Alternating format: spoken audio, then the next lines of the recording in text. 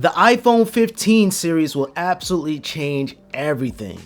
Now, this is my first leaks and rumors about the iPhone 15, and we are approximately 7 months away from its release, so this is more of an appropriate time to give you guys this video. If you guys want to see more coverage, a sub to the channel will be subtastic. And while you're at it, drop a like on the video for the YouTube algorithm. But without further ado, let's get right into it. The entire iPhone 15 lineup will have a slightly new design, so going away of the sharp corners of the iPhone 14 and into the more curved back. So it's a hybrid between the 14 and the iPhone 11 design, so it's more comfortable to hold in your hand. This is going to be very reminiscent of the brand new 14-inch and 16-inch MacBook Pro, where it's boxed off but it's curved at the same time. I never had a problem with the iPhone 14's design, and I know some people love the squared off, the boxy design, but for some people they miss the iPhone 11 design. So really this is catering to both sides, the iPhone 11 lovers to the iPhone 12 lovers. Now you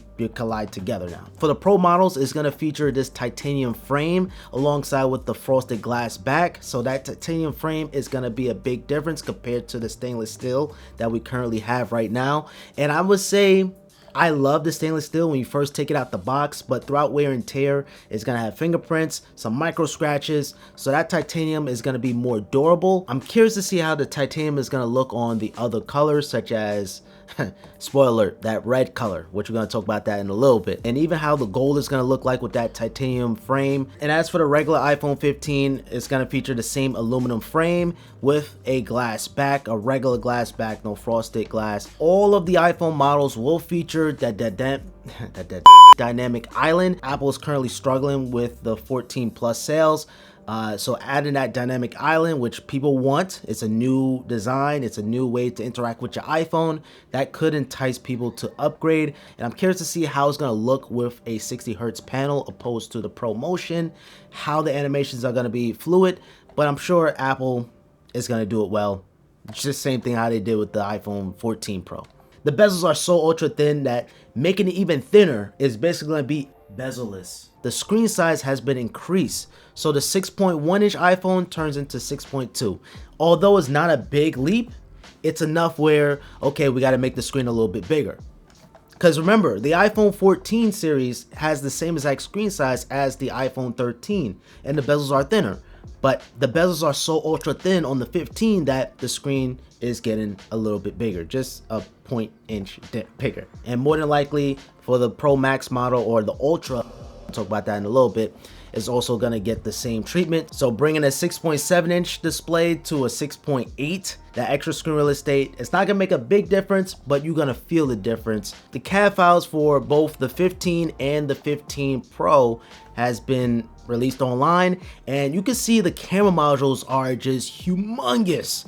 The camera modules on the 14 Pro, so when you put it down on the desk, it wobbles so much that using your phone on the desk, you're gonna need a case so you can have a flat back. But the cameras are gonna be even bigger, even larger on the 15 Pro models, and this is to accommodate with the periscope zoom, so you can be able to zoom into the moon, competing with the Samsung Galaxy S23 Ultra, which is an absolute beast. I actually got to go outside and take some pictures compared to the iPhone 14 Pro Max, but it is accommodate for a better camera. The camera module should be with the phone's design, so I would rather a thick phone and not have a camera bump. I miss the days of having a flat back like the iPhone 4, the iPhone 5. USB Type-C is finally on the iPhone, ladies and gentlemen. You guys don't understand on how much I dislike Lightning. It's just a pain in the butt. You know, I have an iPad Pro, I have a MacBook Pro, they Type-C. So now when my phone dies, I gotta look for a lightning cable. Now, but for me, when you get into a situation when you have to travel, bring the cables, now you need to bring a lightning cable and you need to bring a Type-C to Type-C cable to charge up your iPad and MacBook. So with the Type-C, it's just gonna unify everything finally. They should have made the switch to Type-C back in 2019 with the iPhone 11. My opinion. So yeah, so this CAD file is basically confirming that Type-C will be here. I can only imagine how they're gonna announce it. We are bringing Type-C to the iPhone. And I'm curious to see if Apple's actually gonna have an actual event where you have a live audience. I kind of miss those days where you actually have a keynote, people clapping. I missed that. The VESA mount adapter will be $199 and the Pro stand $999.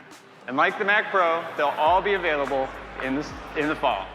But on the Pros, you're getting a more superior port. You're getting Thunderbolt 3, so that's going to accommodate for faster data speeds, potentially faster charging. We could see that too, but nothing is pointed towards that. While on the standard iPhone 15, you're just having Type-C. It could be just as slow as Lightning, or if not the same speed.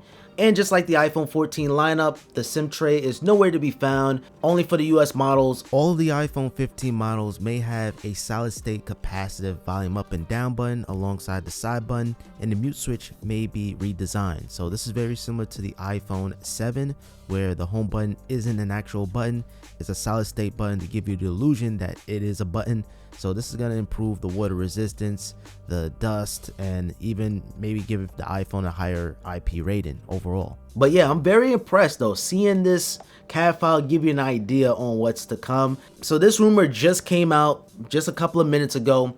The iPhone 15 Pro will reportedly be available in red. So this is like a deep red. It looks nice. I gotta see how this is gonna look in person, but people always wanted a Pro red phone, so I know Marquez Brownlee is happy. Flossie Carter is gonna be copping this one too as well. So I just know a lot of people wanted a red Pro phone, and we finally may get it. But take this with a grain of salt, because Apple could scrap this color and maybe replace it with another color. But I think red is probably the good choice, just because, well, they use green already, they use blue, they use purple.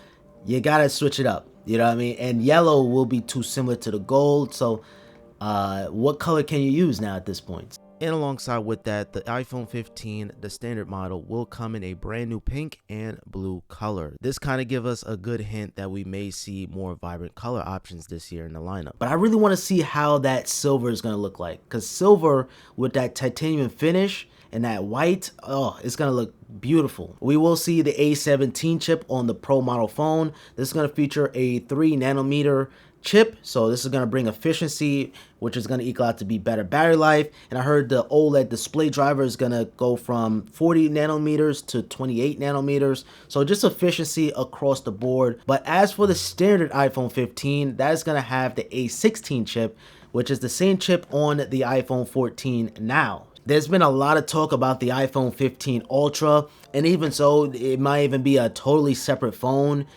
making it the 5th iPhone 15. So the Ultra is going to take the same design language as the Apple Watch Ultra, but it's way too early to tell. But if you guys want to see more rumors, more leaks, and most importantly, the unboxing, the camera test, everything like that, you guys got to subscribe to the channel, drop a like on this video for the YouTube algorithm, and comment down below what you guys think so far about the iPhone 15. I know a lot of people are going to upgrade just because of the fact of Type-C.